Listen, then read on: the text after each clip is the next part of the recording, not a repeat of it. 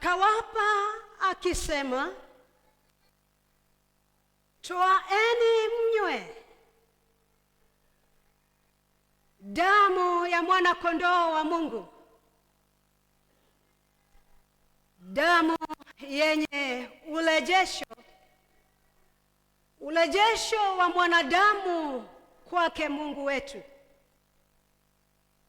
Wapendwa katika Kristo, twaeni mnywe damu ya dhamana, damu ya mwana kondoo wa Mungu, ili uwe ukumbusho wa toleo la dhambi, ukumbusho wa rehema na neema,